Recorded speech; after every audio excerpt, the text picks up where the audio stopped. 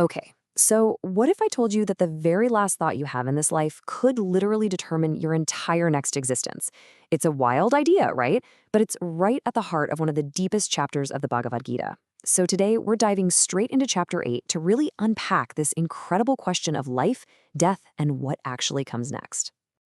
Just let that one sink in for a second. This isn't just some philosophical game. It's the central question that frames this entire chapter, and it gets right to the core of what this ancient text teaches about consciousness and, well, the consequences of where we put our focus. So here's our game plan. First, we'll look at the huge questions the warrior Arjuna asks. Then we'll get into this final thought rule. After that, we'll explore the two different paths to freedom, zoom way out to see the universe's cosmic cycles, and finally, land on the supreme destination that's beyond all of it. Right, so our story kicks off on a battlefield, but the warrior Arjuna, he's not asking about battle strategy. Nope. He turns to his guide, Krishna, and starts asking about the very meaning of existence itself. This whole chapter is basically a profound Q&A session, and we get to listen in. I mean, just look at these questions. He is not messing around. He's asking about Brahman, the ultimate reality, who we really are, how karma works, what this whole material world is. And then he hits us with the big one. How can someone actually know you, remember you, at the moment of death? And that last question, that's the key. It completely unlocks the central teaching of this chapter. Krishna's answer gives us this one simple but unbelievably powerful rule that's said to govern the soul's entire journey after leaving the body. So here's the deal. The Gita teaches that your consciousness, right in that final moment, acts like a seed for your next life. Whatever you're most absorbed in, whatever you remember most clearly, that's the state you're going to carry forward. That's what you become. Wow. I mean, that's about as direct as it gets, right? There's no ambiguity there. It's saying that thought isn't just a random, fleeting memory. It is a powerful, creative force that literally forges your future. But here's the catch, and it's a big one.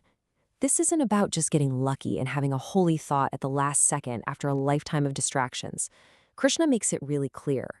Our final thought is the natural result, the culmination of everything we focused on and practiced and cared about our entire life.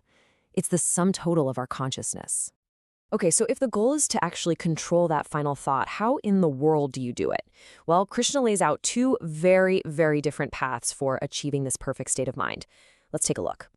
And ma'am, the contrast between these two is just stark. On one hand, you have the path of mysticism, which is this super technical, hardcore process that requires, and I quote, superhuman effort. On the other hand, you have the path of devotion, which is all about a relationship of constant remembrance, and it's presented as something anyone can do anywhere. Just to give you an idea of how tough that first path is, look at the steps. You have to control all your senses, focus your mind and your heart, then draw your life energy all the way up to between your eyebrows, and then consciously leave your body.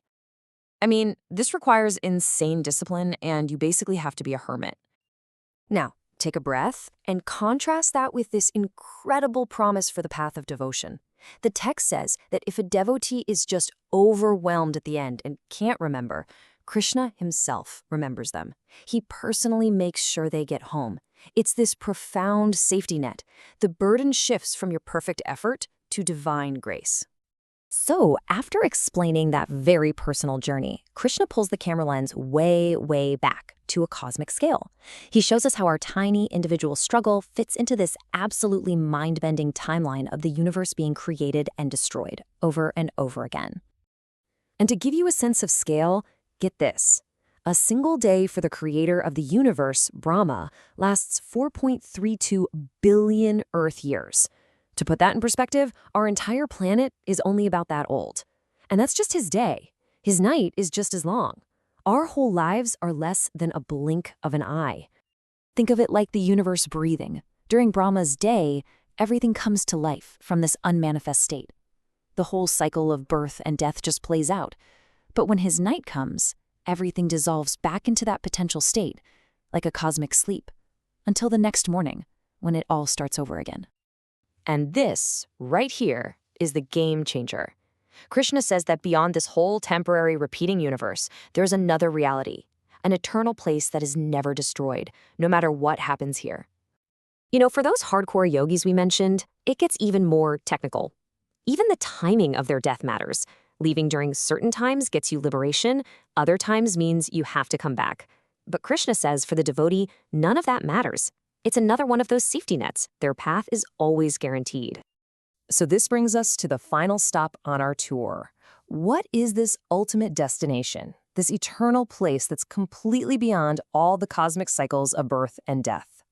Krishna puts it simply himself. He calls it my supreme abode. And the defining feature? Once you get there, you never return. The whole cycle is over, for good. You don't have to come back to this temporary world ever again. And the text is crystal clear on this point.